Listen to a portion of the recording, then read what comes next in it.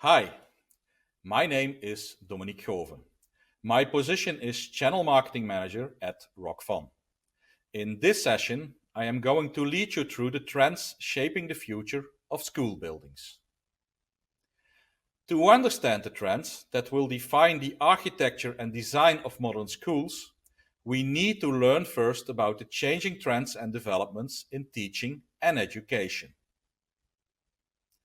In the past, learning was one-directional, with a strong focus on transporting knowledge and facts from the teacher to the student. Today, we have moved to a more Socratic way of learning. Teaching has become discussing through debates, learning by listening, and learning by doing. The focus is less on facts, but more on what you do with these facts. The academic offering has moved from teacher-centric to learner-centric. This makes the creation of a student-focused environment to one of the main priorities for learning institutions. Students become more responsible themselves for their own learning. The teacher will act as a guide or facilitator in this process. School campuses will be digitally connected, and students have more freedom in where, when, and how they study. A good ICT infrastructure and a good building design quality form together the value proposition of a school towards prospective parents and students. Dr. Otto Seidel of the German Institute for School Development stated in 2009 that students or pupils basically have three teachers. First, their student colleagues. Secondly, the teacher or lecturer. And last but not least, the school building. Therefore, we need to take a deeper look in what the current trends in the educational domain mean for the construction and design of modern schools. The Oxford University building near London tells the story of a decent British school of a high level. School buildings and school designs will become more and more a reflection of the way education takes place in the building. The way of teaching affects the physical design of the school. Once the academic offering will change, buildings will need to be able to respond to that. The ease of reconfiguring spaces allows to hold different learning activities in the same room. Teachers and students can personalize the room to make it their own. This requires the design to show a high level of responsiveness. The visual experience and culture that an institution fosters is an integral part of the school experience today.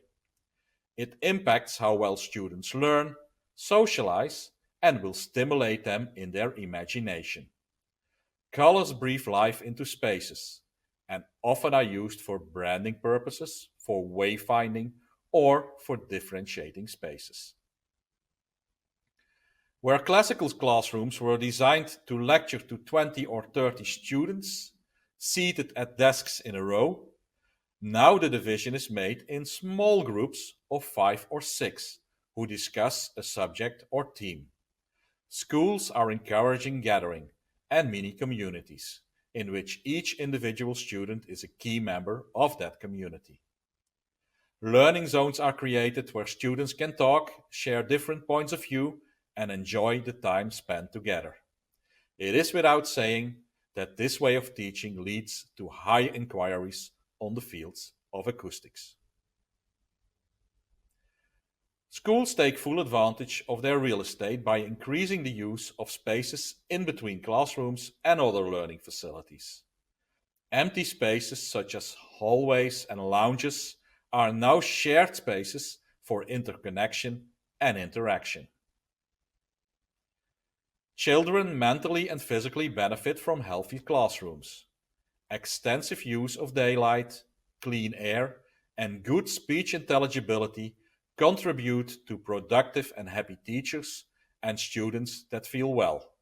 This leads to improved levels of concentration and performance.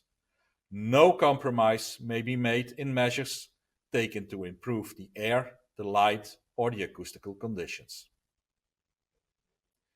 Today's students are avid advocates of the environment and are concerned about what impact their activities have on the planet. It makes sense to provide a learning environment that offers an overall Zen atmosphere, in which environmental friendly building products are used that contribute to BREEAM and WELL building standards.